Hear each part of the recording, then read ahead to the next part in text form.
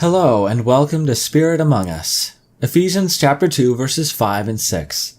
Even when we were dead in our trespasses, made us alive together with Christ. By grace you have been saved, and raised us up with him and seated us with him in the heavenly places in Christ Jesus.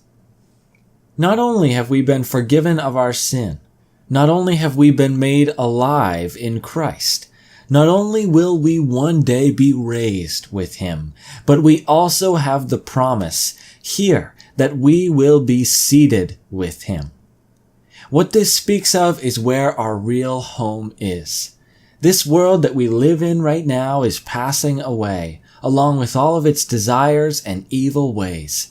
But God's kingdom will last for all of time, and this is where he is preparing a place for us.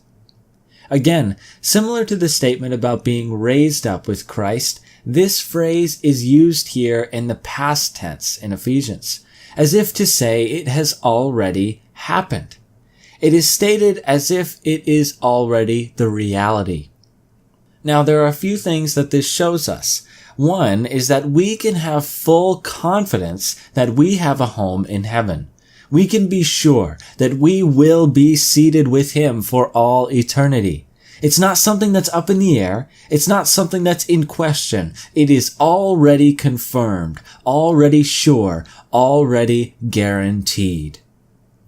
Another thing this verse points to is how our nature and purpose have changed now that we know Jesus.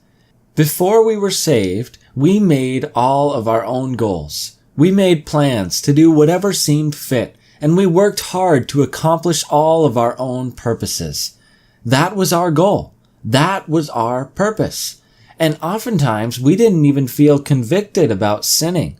We didn't see anything wrong with it. But now, that has all changed. You see, we used to be members of this world. We used to belong here, but now we don't belong. This is part of being brought from death to life. This is part of being seated with Christ in the heavenly places. We don't need to take orders from the prince of the power of the air anymore. He doesn't have any authority over us because we belong to Christ. We are God's children now, and we listen to him. One great piece of hope that being seated with Christ points to is that we are not of this world. I want to look to what Jesus said about this in John chapter 15, verse 19. If you were of this world, the world would love you as its own. But because you are not of this world, but I chose you out of the world, therefore the world hates you. Jesus said this in speaking to his disciples, in speaking to the 11 that were left after Judas had already betrayed him or gone to betray him. What Jesus is reminding us of here is that the Christian doesn't live for the things of this world. The Christian is not most preoccupied with satisfying their own desires. Instead, they are living to please another.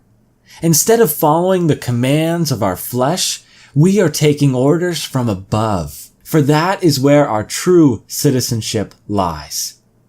Do you see how beautiful that is? We don't belong here anymore. This is not our home. And because of the power of Christ, we can live the new lives that he is calling us to.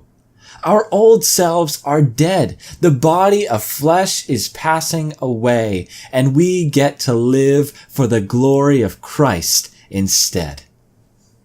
So let me ask you, do you have any sins or temptations that you are struggling to remove from your life?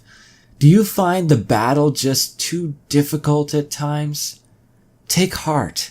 First, remember that if you belong to Christ, you are forgiven, even if you slip up and make mistakes. And second, remember that he has given you the strength to resist every temptation and sin.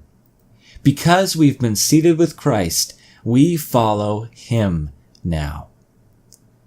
Thank you for watching, and God bless.